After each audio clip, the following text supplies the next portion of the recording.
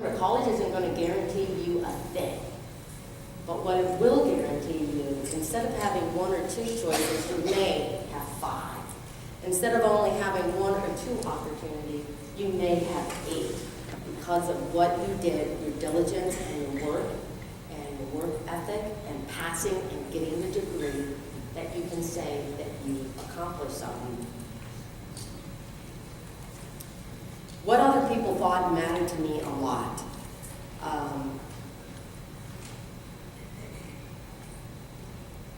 Clothes matter to me a lot. You know, I'm a girl. Shopping, clothes, of course. But I never liked shopping with all my friends because they could fit into half the stuff I couldn't. Back in those days, they call them flare jeans now. Back in my days, they were bell bottoms. You know, oh, I so want to wear bell bottoms. Oh, so very much. But I just forgot when I bought the bell bottom pants that you cut them off to hem them up, and the bell bottom just kind of disappeared. I was really, it was devastating to me. So when I found that one outfit that worked, that really fit, and I loved it, I at least felt good in it myself.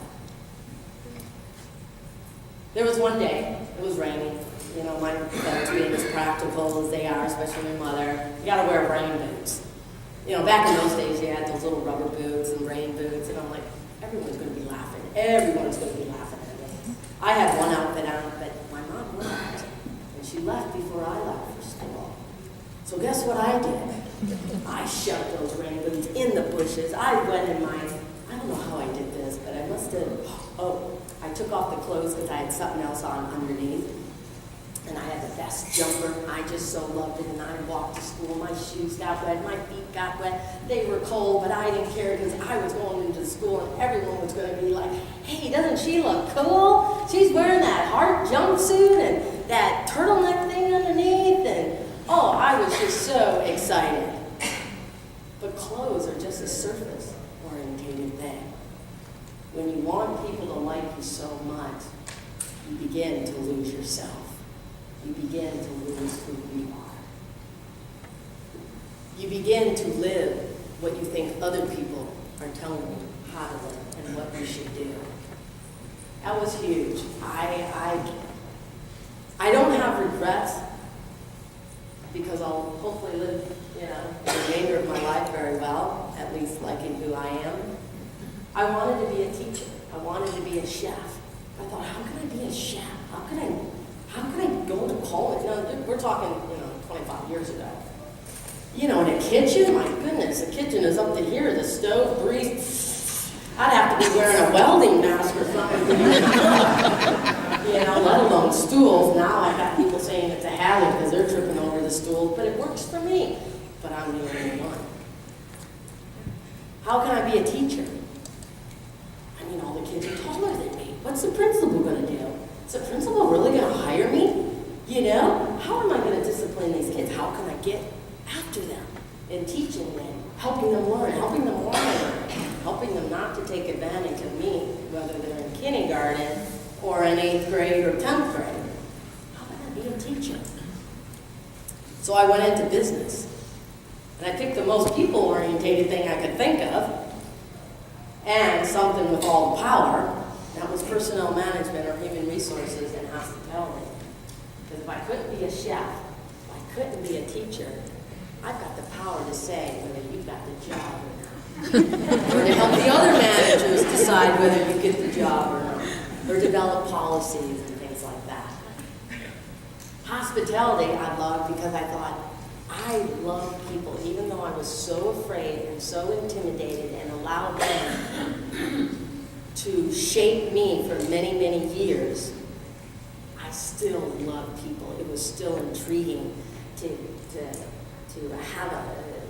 have them have a good time on vacation, food, restaurant. I really wanted to be the personnel management of either a hotel or a restaurant, let alone own my own. And that's what I got my degree in. I have a Bachelor of Science in Business Administration, Personnel Management, and Hospitality as my majors. Though I never was the personnel management manager for very long, I was one for a couple of years out in Michigan before I married that crazy guy and moved to California. And then I worked for the high-tech industry. I never owned a restaurant or a hotel, but the one thing I was going to do was make sure that everyone that came into my house would feel as comfortable and enjoyed and have a great time and feel welcome. Either with the food, no one's died yet, either with the food that I made, or have a bed waiting for them, or if my kids' friends needed to stay over, or if their families, or anything, everyone was going to be welcome to my home. Matt didn't quite exactly agree to all of that, because he always thought there was too many people at the house. Our house isn't our own. But I was just glad that people wanted to come, and I wanted them to have a good time. And when they left, they would always be welcome and never a guest again. So even though I didn't do certain things, dreams do change. Dreams do evolve. Little steps bring you to other opportunities and other rewards and successes and other failures. I still get to go back and do a little bit of teaching even though I don't have a degree, and I loved it. And I'll continue to find other ways to do that, either teaching, getting up and speaking. We all face challenges. But what is so remarkable that we need to think about is that our similarities are so much more powerful and so many more than the challenges that we face. Prom. Senior year, high school prom. Oh, I love shopping. I love looking at all those dresses, and I wanted to feel like a princess. Mostly every dress that I get, I like the little swirly thing, because, oh, you can swirl. You can go dancing. I was all going to the store, and I loved it. I fantasized, and I dreamt that, man, it would be great to go to prom. But no one asked. And I wasn't about to ask anybody, because I did not want to be turned down. But no one asked. Though that dream didn't happen, I had a bigger and better dream waiting for me. Though I didn't actually think that was going to happen either, but it was on my wedding day, and I got to wear the dress that I wanted, and I got to be the princess for the day. And that lasted me a much longer time than a prom night. So we can get down on ourselves, and a lot of the people that you serve can get down on themselves. But each day is a new possibility. And each day has new hopes and new dreams. And we can't think of something that didn't succeed as never happening again. And it may not. But the possibility of it happening in a different way, that is what drives me. My faith is what drives me. My faith is what keeps me grounded and makes me know that I matter, I have purpose, and I have value. Just like each one of you who do a lot of things behind the scenes that don't get recognized. And kudos for. But those people that you are helping, those people you are encouraging and inspiring, it means the world to them. You may not know it, they may not even say it to you. But believe me, it does. I had an opportunity when Dwarf Athletic Association got developed about 30 years ago, provided opportunities to participate in sports. I'm a very competitive person, in many ways and not so many ways, but I am. It's ridiculous. I even have to win half the board games just to make my kids know, yeah, your mom has it, okay, she's got it. I'm winning in trouble, okay, no, I'm winning.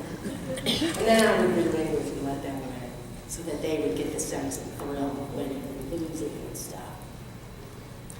But I finally got to know why so many people love sports. Oh my gosh, talk about the adrenaline. Talk about the craziness. And my brother, being 6'2", was a swimmer, a biker. He did the Ironman competition. He went hiking, he went biking. But for me, just to be able to play sports against other people like me, I have never experienced one of the greatest thrills than playing sports. It was awesome, just absolutely awesome. But it took people together to say we need to make this happen. We don't know how it's going to happen. We don't know how big it's going to be, but at least let's take our own community and make it happen. And now we have the World Dwarf Games.